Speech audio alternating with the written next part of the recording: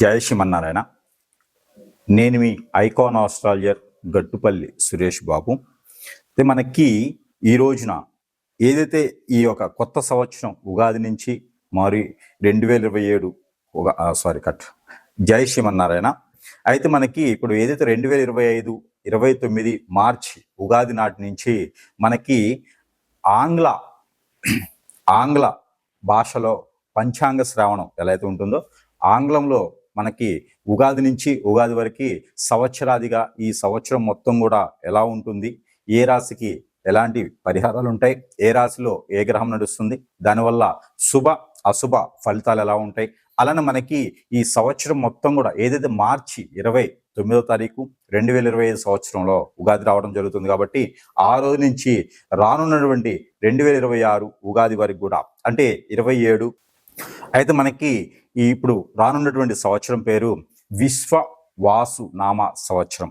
ఈ విశ్వవాసునామ సంవత్సరంలో ఎవరెవరికి ఈ ఒక ద్వాదశ రాశుల వారికి ఎలా ఉండబోతుంది, ఈ పరిష్కారం మార్గం చూపించేటువంటిది ఈ కార్యక్రమంలో మనకి ఈ యొక్క జాతక పరంగా, నక్షత్రాల పరంగా, అలానే ఏ రాశిలో ఏ గ్రహం ఉంటుంది, అలానే మనకి ఉగాది నుంచి యుగాది వరకు అంటే 2025 సంవత్సరం ఉగాది నుంచి 2026 సంవత్సరం ఉగాది వరకు కూడా మన రాశిలో ఏ గ్రహం ఉండడం వల్ల ఎలాంటి పరిహారాలు తీసుకోవచ్చు, ఎలాంటి పరిష్కారం మార్గం అనమాట. అంటే పరిహారం మనం తీసుకోవడం ద్వారా, ఆ పరిహారం మనం చేయడం ద్వారా మళ్ళీ రానున్నటువంటి సంవత్సరం ఉగాది వరకు కూడా మనం ఎలా ఉండబోతున్నాము, మనం చేసేటువంటి కార్యక్రమాలు అవ్వచ్చు, మనం చేసేటువంటి క్రియలు, అలానే మనం చేసేటువంటి ఏవైతే దానాలు ధర్మాలు ఉంటాయో వీటి ద్వారానే మనకున్నటువంటి అననుకూలతని కూడా అనుకూలతగా మార్చుకునేందుకు అవకాశం కూడా ఉంటుంది. కాబట్టి ప్రతి రాశి వారు కూడా బాగుండేందుకు అనుకుంటా ఉన్నాం.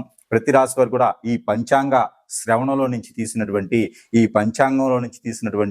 ఏవైతే మాటలు ఉన్నాయో ఆ మాటలు మనం ఈరోజు చూసినట్లయితే కనుక ఈ యొక్క విశ్వవాసు నామ సంవత్సరం ఏదైతే ఉందో ఈ విశ్వవాసు నామ సంవత్సరంలో ఈ యొక్క ద్వాదశ రాశుల వారికి అందరికీ కూడా శుభ అశుభ ఫలితాలు ప్రతిఫలితాలు ఒకసారి మనం చూసినట్లయితే కనుక, అయితే మనకి ఈ విశ్వవాసు నామ సంవత్సరం ఏదైతే ఉందో ఇది ఈ ద్వాదశ రాశుల వారికి అందరికీ కూడా శుభ ఫలితాలు ఇచ్చేలాగా ఉంటుంది. కాబట్టి మనము ముందుగా అసలు ఈ విశ్వనామ సంవత్సరంలో మనం ఎలా ఉండబోతున్నాం అనేది ఒక చిన్న మాటలు అయితే కనుక చూసినట్లయితే కనుక, ఏదైతే మనకి ఈ మార్చి 29వ తారీఖు షష్టగ్రహ కూటమిలోనే వస్తుంది మనకి యుగాది. ఈ యుగాది కాలంలో మనకి షష్టగ్రహ కూటమి రావటం వలన కొంతమేర పంచాంగం చూసినట్లయితే గనక ఏదైతే యుగాది నుంచి మనము అనుకునేటువంటి తెలుగు ఆంగ్ల భాషలో వచ్చేటువంటి పంచాంగం ఏదైతే ఉందో, తెలుగు భాషలో వచ్చేటువంటి పంచాంగం ఏదైతే ఉందో, మన తెలుగు రాష్ట్రాల్లో కూడా యుగాది నుంచి మనకి సంవత్సరాలు జరుపుకుంటాం. కాబట్టి ఈ తెలుగు రాష్ట్రాలు అన్నింటిలో కాకుండా దేశంలోనే కూడా తెలుగు రాష్ట్రాలకు సంబంధించి తెలుగు పంచాంగాలకు సంబంధించి బాగుంటుంది. కాబట్టి ఈ నక్షత్రాలకి మండలిలో కూడా తెలుగు సంబంధించిన మొత్తం ఉంటుంది. కాబట్టి పంచాంగ శ్రావణం అనేది మనం చదవడం జరుగుతూ ఉంటుంది. కాబట్టి ఈ యొక్క యుగాది నుంచి ఈ యొక్క రాశుల వారికి కాకుండా మొత్తము ప్రపంచానికి ఎలా ఉండబోతుంది అనేది ఒక 2 మాటలు చెప్పుకుందాం. అయితే మనకి ఈ పంచాంగ శ్రావణమే కాకుండా మనకి గ్రహాల నుంచి వచ్చేటువంటి అనుకూలత, ఈ గ్రహాలు ఏ స్థానంలో ఏ రాశిలో ఏ గ్రహం ఉండడం వల్ల మనకి అనుకూలత, దేశానికి అనుకూలత, రాష్ట్రానికి అనుకూలతగా ఉందంటే మనకి చూసినట్లయితే కనుక ఈ యొక్క మిథున రాశిలో ఏదైతే మనకి ఉన్నదో ఈ మిథున రాశిలో ఉన్నటువంటి శుక్రుడు కావచ్చు, అలానే మిథున రాశిలో ఉన్నటువంటి కుజుడు కావచ్చు, అలానే మనకి ఈ మీన రాశిలో షష్టగ్రహ కూటమి ఏదైతే ఉందో ఈ మీన రాశిలో షష్టగ్రహ కూటమి రావటం వల్ల ఆ రోజే ఉగాది రావటం, ఆ షష్టగ్రహ కూటమి రోజున రవి అక్కడే ఉన్నారు, బుధుడు అక్కడే ఉన్నారు, రాహు అక్కడే ఉన్నారు, అలానే మనకి చంద్రుడు కూడా అక్కడే ఉండడం జరుగుతూ ఉంది. కాబట్టి ఈ షష్టగ్రహ కూటమి రోజున ఉగాది జరుపుకోవటం, అదే రోజు నుంచి మనకి ఈ మాసాలన్నీ కూడా మొదలవటం, శ్రవణ మాసం, అట్లా భాద్రపద మాసం, ఆశ్వీజ మాసం, కార్తీక మాసం, ఇలాగే మనకి మాసాలు కూడా మొదలవుతూ ఉంటాయి. కాబట్టి ఈ యొక్క మాసాల్లో ఏమేమి చేస్తే కూడా ద్వాదశ రాశుల వారికి బాగుంటుందని కూడా మనం చూసినట్లయితే కనుక, అలానే మనం దేశ పరిస్థితి చూసుకున్నట్లయితే కనుక ఇది మనకి మిథున రాశి కాకుండా మనకి అన్ని రాశుల వారికి కూడా మేషరాశి నుంచి మీనరాశి వరకు కూడా అన్ని రాశుల వారికి కూడా మనం చూడొచ్చు. ఎలాంటి ప్రెడిక్షన్ జరుగుతుంది చూడొచ్చు. అలానే మనకి ఈ యొక్క మీన రాశిలో ఏర్పడేటువంటి షష్టగ్రహ కూటమి, ఈ షష్టగ్రహ కూటమి వల్ల మనకి పంచగ్రహ కూటమి కూడా ఇదే రాశిలో మనకి ఏప్రిల్ మాసం నుంచి జరుగుతూ ఉండిద్ది. అలానే పెళ్లి ముహూర్తాలు కూడా చాలా ఎక్కువగానే కనిపిస్తూ ఉన్నాయి ఈ యొక్క సంవత్సరంలో. ఈ ఉగాది నుంచి ఉగాది వరకు ఆ పెళ్లి ముహూర్తాలు బాగా కనిపిస్తూ ఉన్నాయి. కొత్తగా వ్యాపారస్తులు ఎవరైనా చేసిన వాళ్ళు ఉంటే కనుక కొత్తగా ద్వాదశ రాశుల వారికి అందరూ కూడా వ్యాపారాలు చేసుకునే విధంగా ఉంటుంది. ఈ మధ్యన ఇంకోటి ఏంటంటే ఈ యొక్క యుగాది తర్వాత 2025 సంవత్సరం ఉగాది తర్వాత 2026 సంవత్సరం వచ్చేటువంటి ఉగాది వరకు కూడా కొన్ని రకాల విపత్తులు అయితే మనము చూడవచ్చు. ఎలాంటి విపత్తులు అంటే ఎక్కువ నీటికి సంబంధించినటువంటి విపత్తులు ఎక్కువ కనిపిస్తూ ఉన్నాయి. ఏదైతే వైరస్లు ఉన్నాయో ఈ వైరసెస్ కూడా కొంతమేర ఎక్కువగానే కనిపిస్తూ ఉన్నాయి.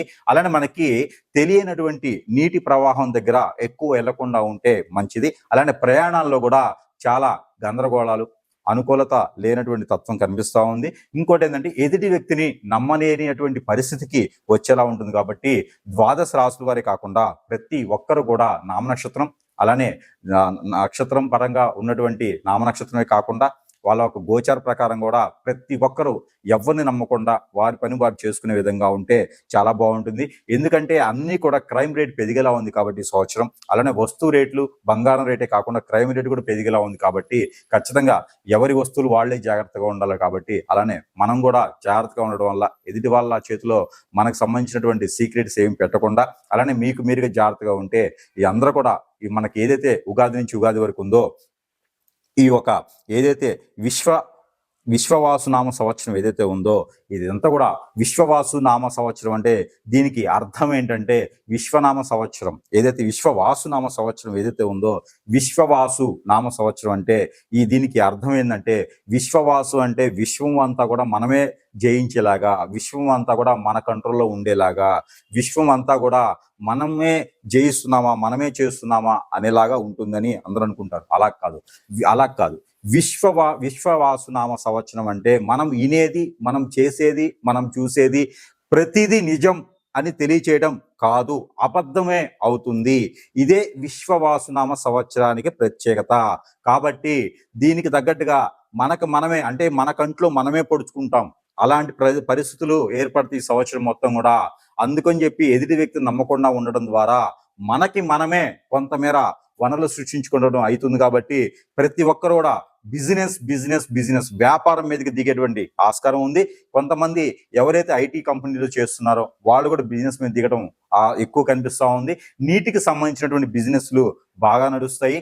దానికి సంబంధించినటువంటి ఏవైతే ఉంటాయో నీరు, పాలు సంబంధించినటువంటి బిజినెస్లు ఈ సంవత్సరం చాలా రాణించేలా ఉన్నాయి. కాబట్టి అలాంటి వ్యాపారాలు చేసుకోవచ్చు. అయితే మనకి ఇప్పుడు మొదటిగా ద్వాదశ రాశుల వారికి ఎలా ఉంటుందనేది ఒక్కసారి మనం యుగాది నుంచి యుగాది 2025-29 మార్చి నుంచి నెక్స్ట్ వచ్చే సంవత్సరం 2026 ఉగాది వరకు కూడా ఈ యొక్క పరీక్షన్స్ ఎలా ఉంటాయి, పరిహారాలు ఏంటి, ద్వాదశ రాశుల వారు మోసపోకుండా ఎలా ఉండాలి, జాగ్రత్తలు ఏంటి అనేది, వాళ్ళ ఒక పనులు అవ్వాలంటే ఏ గ్రహము ఏ స్థానంలో ఉంది, ఇవన్నీ కూడా ఒకసారి మనము చూసినట్లయితే కనుక ఏదైతే ఈ విశ్వవాసునామ సంవత్సరం ఉందో విశ్వవాసు అంటే ప్రపంచానికి చాటి చెప్పడం, విశ్వవాసు అంటే ప్రపంచానికి మనం అనేది తెలియచేయడం. అందుకని ఈ యొక్క వృషభ రాశి వారు ఎవరైతే ఉన్నారో మీరు ఖచ్చితంగా ప్రపంచానికి తెలియజెప్పేటువంటి సైన్సిస్ట్ అయి ఉంటారు. అందులో మీరు ప్రయత్నం చేయండి. ఖచ్చితంగా మీరు రాణించడానికి కోడింగ్ లాంగ్వేజ్ కానీ సైన్సిస్ట్ గా కానీ ఈ సంవత్సరం ఏదైతే ఉందో ఈ ఒక విశ్వవాసునామ సంవత్సరంలో మీరు ప్రయత్నం చేయండి. ఖచ్చితంగా రాణించడానికి ఆస్కారం ఎక్కువ కనిపిస్తూ ఉంది. ఇండియాలో పుట్టిన వాళ్ళు కాదు, విదేశాల్లో పుట్టిన వాళ్ళు కూడా ప్రయత్నం చేయొచ్చు. అలానే మనకి డాలర్ విలువే కాదు రూపాయి విలువ కూడా పెరుగుతుందా అనేటట్టుగానే మీరు ముందుగానే ఆలోచించేసి మీరు పెట్టుబడులు పెట్టేదానికైతే ఈ సంవత్సరం చాలా అనుకూలంగా ఉంది. మనకి ఏదైనా మీరు షేర్స్ కానివ్వండి, అలానే మ్యూచువల్స్ కానివ్వండి, ఇలానే ఆన్లైన్ బిజినెస్ బెట్టింగ్స్ కాకుండా మీకు ఉపయోగపడే దాంట్లో మీరు పెట్టుకున్నట్టయితే ఖచ్చితంగా రాణిస్తారు. అది ఎప్పుడు యుగాది 2025 మార్చి 29వ తారీఖు నుంచి అంటే మీరు ఏప్రిల్, మే, జూన్ ఈ 3 మాసాల కనుక డబ్బు సంపాదించేటువంటి మార్గాలు ఏవైతే ఉన్నాయో ఈ మార్గాల్ని మీరు వెతుకుతూ ఉంటారు. ఇందులో కనుక మీరు పెట్టుబడి పెట్టినట్టయితే ఖచ్చితంగా రాణించేదానికి ఉంది. కాబట్టి వృషభ రాశి వారు ప్రత్యేకంగా ప్రయత్నం చేయండి. ముఖ్యంగా చెప్పాలంటే వృషభ రాశి వారికి పంచాంగ శ్రావణ ప్రకారంగా ఇందులో వచ్చేసి సంవత్సరం మొత్తం కూడా ఆదాయం 11, వ్యాయం 5, అలానే రాజ్యపూజ్యం 1, అవమానం 3.